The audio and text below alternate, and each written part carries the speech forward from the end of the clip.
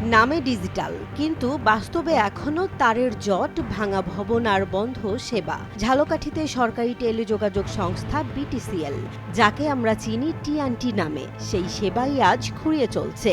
একদিকে ইন্টারনেটের তীব্র চাহিদা, অন্যদিকে সংযোগ নেই। অবহেলায় পড়ে থেকে নষ্ট হচ্ছে কোটি টাকার সরকারি সম্পদ।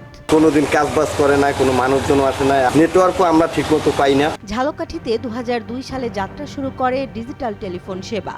দীর্ঘ সময় পর 2024 সালের মার্চে শুরু হয় টিআনটির ইন্টারনেট সেবা। কিন্তু ডিজিটাল নাম থাকলেও বাস্তব চিত্র ভিন্ন।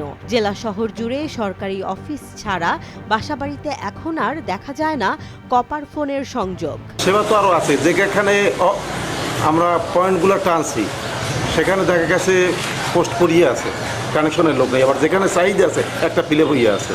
তো তখন তো আমরা বুঝি না যে এখানে যে স্থাপনা, এমন দেখা গেছে এখানে 5টা বিল্ডিং, আমরা একটা পোস্ট আনছি, ওখানে কেউ নেয় না, ওইটা খালি পড়িয়ে আছে। কিন্তু আবার যেখানে দেখছি ফাঁকা আছে, ওইখানে একটা পোস্ট দেখি, ওইখানে ওইটা ফিলাম। টেলিফোন সেবা প্রায় বন্ধের পথে। অন্যদিকে ইন্টারনেটের ব্যাপক চাহিদা থাকলেও বিটিসিএল থেকে নতুন সংযোগ পাওয়া যাচ্ছে না। গ্রাহকদের বলা হচ্ছে রাউটার নেই, সংযোগ পয়েন্ট নেই। আমরা যে টিএনটি লাইন ব্যবহার করি, এটা ঠিকমতো আমরা গ্রাহকের কাছে পৌঁছাতে পারে না, আমরা পাই না।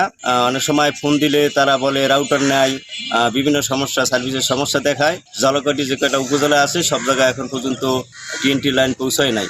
গ্রাহকদের অভিযোগ, আবেদন প্রক্রিয়া জটিল, অফিসে বারবার ঘুরতে হয়, হয়রানির শিকার হতে হয়। ফলে আগ্রহ হারিয়ে অনেকেই ঝুঁকছেন বেসরকারি ইন্টারনেট সেবার দিকে, যেখানে মাত্র একদিনেই মিলছে সংযোগ, কোনো ঝামেলা ছাড়াই। টিএনটির ইন্টারনেটের এখন একজন গ্রাহক, এখন আমরা যে সেবা পাচ্ছি ইনশাল্লাহ মোটামুটি ভালো। তার চাইয়াও যদি আরও একটু ভালো হয় তাতে আমাদের আরও ভালো হয়। বর্তমানে জেলা শহরে সীমিত পরিসরে টিএনটির ইন্টারনেট থাকলেও ঝালকাঠির বাকি 3টি উপজেলায় এখনো পৌঁছায়নি এই সেবা। সেবার পাশাপাশি অবহেলার চিত্রও স্পষ্ট। টিএনটি অফিসের বাইরে পড়ে আছে মূল্যবান যন্ত্রপাতি। 2টি পরিত্যক্ত ভবন থেকে খসে পড়ছে পলেস্তারা, ইট ও সিমেন্ট। ভাঙা সীমানা প্রাচীর আর ঝুঁকিপূর্ণ ভবন, সবকিছুর প্রতি নেই কর্তৃপক্ষের নজরদারি। এমনকি ব্যবস্থাপকের জন্য বরাদ্দ করা গাড়িটিও এখন চলাচলের অনুপযোগী। আমরা যা মনে করি যে বাংলাদেশের ভিতরে এই টিএনটিটাই মনে হয় সবচেয়ে খারাপ টিএনটি মনে হয়। জনবল সংকট রয়েছে বলে জানালেন ঝালকাঠি বিটিসিএল এর সহকারী ব্যবস্থাপক মোহাম্মদ তরিকুল ইসলাম খান। সীমিত সক্ষমতা নিয়েই সাধ্যমতো সেবা দেওয়ার চেষ্টা করা হচ্ছে বলেও জানান তিনি। বর্তমানে গ্রাহকের চাহিদা রয়েছে মোটামুটি অনেক ভালোই, কিন্তু চাহিদা অনুযায়ী আমরা সময় মতো সংযোগ প্রদান করতে কিছুটা পিছপা হওয়ার প্রয়োজন দরকার হয়। এই জন্য যে আমাদের লোকবল সংকট রয়েছে এবং দেখা যায় রাউটার কেবল ঠিক সময় দেখা যায় গ্রাহক তো এখন আর আজকে লাগবে আজকেই দরকার, সে 10 দিন পর বা 5 দিন পর বসে থাকার মতো সময় নেয় না, কারণ আমাদের কম্পিটিটর রয়েছে মার্কেটে অনেক প্রতিষ্ঠানে।